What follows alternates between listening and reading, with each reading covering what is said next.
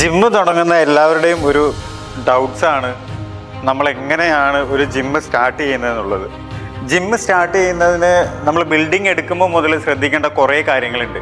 എങ്ങനെ നമുക്ക് gym select ചെയ്യാം, അല്ലെങ്കിൽ ജിമ്മിൻ്റെ സ്പേസ് എങ്ങനെ സെലക്ട് ചെയ്യാന്നുള്ളത്. രണ്ട് ടൈപ്പിൽ നമുക്ക് ജിമ്മ് ചെയ്യാം. ഒന്ന് AC ജിമ്മും മറ്റൊന്ന് non AC gym. AC gym ആണെങ്കിൽ ഇപ്പോൾ കൂടുതലും ടൗൺ ഏരിയയിലൊക്കെ AC ജിമ്മുകളാണ് വരുന്നത്. നേരത്തെ ആയിരുന്നു നോൺ AC ജിമ്മുകൾ കൂടുതലായിട്ടുണ്ടായിരുന്നത്, പക്ഷേ ഇപ്പോൾ AC ജിമ്മുകളാണ് കൂടുതലായിട്ട് വരുന്നത്. നമ്മൾ ആദ്യമേ ജിമ്മ് സ്റ്റാർട്ട് ചെയ്യുമ്പോൾ തന്നെ നമുക്കൊരു വ്യക്തമായ വിഷൻ ഉണ്ടാവണം, അല്ലെങ്കിൽ ഒരു പ്ലാനിങ് ഉണ്ടാവണം. എന്താണെന്ന് ചോദിച്ചു കഴിഞ്ഞാൽ ജിമ്മിൻ്റെ ഇൻറ്റീരിയൽ ഇലക്ട്രിക്കൽ വർക്കുകൾ AC ആണോ നോൺ AC ആണോ എന്നുള്ളത്. കാരണം ഇതിനൊക്കെയാണ് ഏറ്റവും കൂടുതൽ എക്സ്പെൻസ് വരുന്നത്. ഒരു പക്ഷെങ്കിൽ ചില ജിമ്മുകൾ, ഇപ്പോൾ കേരളത്തിലുള്ള പല ജിമ്മുകളും എക്യുപ്മെൻറ്റ്സിനേക്കാളും കൂടുതൽ ഇൻവെസ്റ്റ് വരുന്നത് ഈ കാര്യങ്ങൾക്കാണ്. കാരണം ഇപ്പോൾ ഒരു ലൊക്കേഷൻ നമ്മൾ സെലക്ട് ചെയ്യുമ്പോൾ ടൗൺ ഏരിയയിലാണെങ്കിൽ ഇപ്പോൾ സ്ക്വയർ ഫീറ്റിന് 100 രൂപയ്ക്ക് മേളിലാണ് നമുക്ക് റെൻറ്റ് തന്നെ വരുന്നത്. അതിൻ്റെ ഇൻറ്റീരിയൽ വർക്കുകൾ ചെയ്യുമ്പോൾ കറക്റ്റായിട്ടുള്ളൊരു പ്ലാനിങ് വേണം. ഇത്ര എമൗണ്ട് ആണ് ഞാൻ ഇൻറ്റീരിയലിന് വേണ്ടി സ്പെൻഡ് ചെയ്യാൻ ഉദ്ദേശിക്കുന്നത്. ഈ പറഞ്ഞ 2-3 കാര്യങ്ങൾ നമ്മൾ ശ്രദ്ധിച്ചു കഴിഞ്ഞാൽ നമുക്ക് കോസ്റ്റ് കുറയ്ക്കാൻ പറ്റും, അതുപോലെ നമുക്ക് ഫാസ്റ്റായിട്ട് സ്റ്റാർട്ട് ചെയ്യാനും പറ്റും. ഇല്ലെങ്കിൽ മാസങ്ങൾ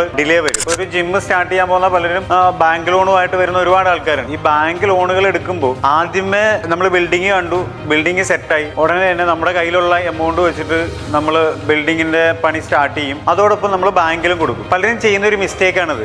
ആദ്യമേ ബാങ്കിൽ നമുക്ക് അപ്രൂവൽ ആയതിനു ശേഷം മാത്രമേ നമ്മൾ ബിൽഡിംഗ് നോക്കുകയും അല്ലെങ്കിൽ ബിൽഡിംഗ് കണ്ടുവച്ചിട്ട് അതിൻ്റെ ഇൻറ്റീരിയൽ വർക്കുകൾ ചെയ്യാൻ പാടുള്ളൂ. കാരണം ഇൻ കേസ് ബാങ്കിൽ റിജക്റ്റ് ആയി കഴിഞ്ഞാൽ നമുക്ക് പിന്നീട് ഒന്നും ചെയ്യാൻ പറ്റത്തില്ല. എൻ്റെ ഒരു ക്ലയൻറ്റ് ഇതുപോലെ തന്നെ ആൾക്ക് ബിൽഡിംഗ് കിട്ടി, പെട്ടെന്ന് തന്നെ ആൾ ബാങ്കിൽ പോയി, ബാങ്കിൽ പേപ്പർ വർക്കുകളും പ്രൊജക്ട് റിപ്പോർട്ടും എല്ലാം കറക്റ്റായിട്ട് കൊടുത്തു. അതോടൊപ്പം തന്നെ ജിമ്മിൻ്റെ വർക്കും സ്റ്റാർട്ട് ചെയ്തു. ആളുടെ കയ്യിൽ നിന്ന് എമൗണ്ട് എടുത്തിട്ട് ജിമ്മിൻ്റെ വർക്ക് സ്റ്റാർട്ട് ചെയ്തു. ജിമ്മ് ഇൻറ്റീരിയൽ തീർന്നു, AC എല്ലാം വെച്ചു, മാറ്റ് ഇട്ടു, പക്ഷേ ലോൺ റിജക്റ്റായി. അതിനുശേഷം ആൾ 3-4 ബാങ്കുകളെ സമീപിച്ച് ഇവിടുന്നൊക്കെ എന്തോ കാരണങ്ങൾ കൊണ്ട് റിജക്റ്റായി. അതിനുശേഷം ഇപ്പോൾ ലാസ്റ്റ് എനിക്കൊന്നൊരു 8 മാസത്തോളമായി ഈ വർക്ക് സ്റ്റാർട്ട് ചെയ്തിട്ട്. ആദ്യത്തെ ഒരു 3 മാസം ആ ബിൽഡിംഗ് ഓണർ റെന്റ് മേടിച്ചില്ല.